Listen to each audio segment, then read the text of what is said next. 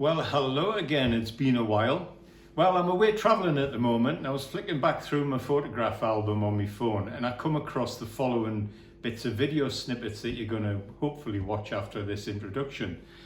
Basically, it's about what you absolutely must do with your campervan conversion before you start anything else. I've given this advice to various people over the years, and sometimes it's accepted and sometimes it's, oh no, it doesn't matter, mine's a brand new van. Well, let's be honest, your brand new van ain't going to be a brand new van in a couple of years' time. So now's the best time to do it, in fact.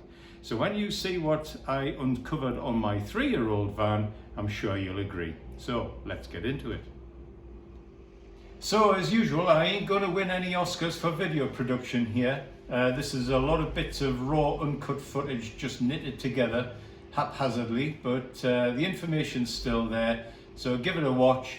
Please take the advice. You will thank me for it later, I promise you.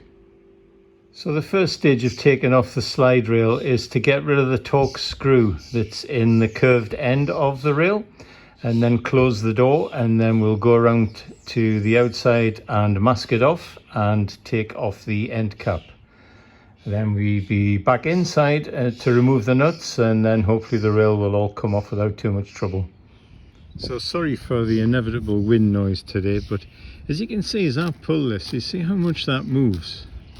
So as you can imagine, over the years, with the door sliding backwards and forwards, small amount of movement will allow the bolts to move in the holes, and that ultimately is what wears off the paint and causes the rust to begin. So this is what we're going to be doing. We're going to be taking this off, and then I'll show you what I do next. You'll see I've got it masked off, so I know exactly where the rail goes, not for any other reason than to know where to put my sealant.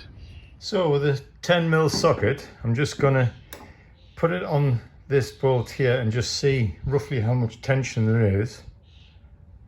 Oh, none whatsoever. None whatsoever. Let's try the next one, because this looks like it's bitten into the paint a bit more. Nah, straight off. You see, so these things aren't even tight. So this is the whole purpose of doing this, because believe you me, no matter how new your van is, this one is just 3 years old now, over time this is going to be a problem. And just imagine once you're all panelled in and it's your completed motorhome, it'd be devastating to see the rusty streaks down the side of your van.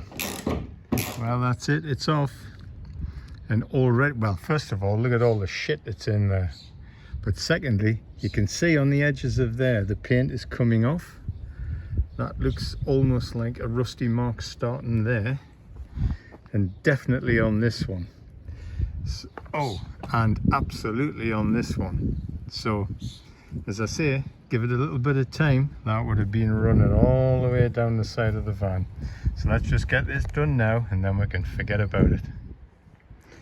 Okay, so that's the thick of it cleaned off.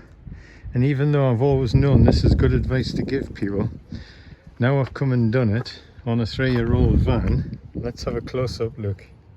Rubbed through, rubbed through, rubbed through, rubbed through, rubbed through, yet again. This is the rear one, but then even worse than that, paint is starting to bubble there. It's starting to bubble there, and there's an entire line of it where the rail's been rubbing.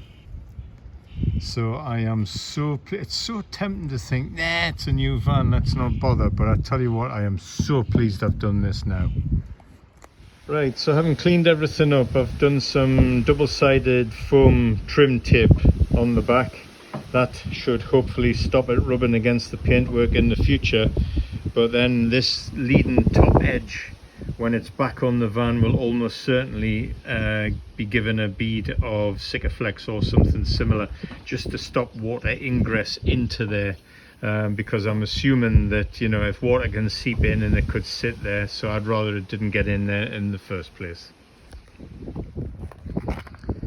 So little bead of Sikaflex along the top now, just to stop any water ingress.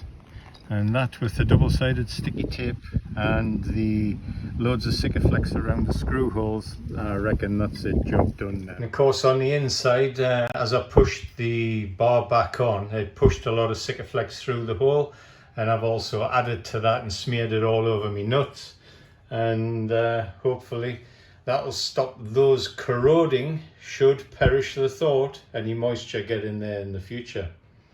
And don't forget to put your Torx bolt back in, because it'd be easy to forget about that. How do I know? Well, because I very nearly did as well. And also remember, when we looked before, where they've spot welded something on the reverse side, that was also rubbing at the paintwork, so that's all been protected now as well. So hopefully you'll take that advice, and I'll be really interested to see the results of your own van once you take the sliding rail off.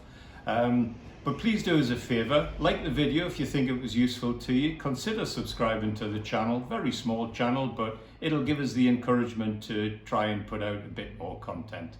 Thanks very much for watching. See you soon. Bye bye.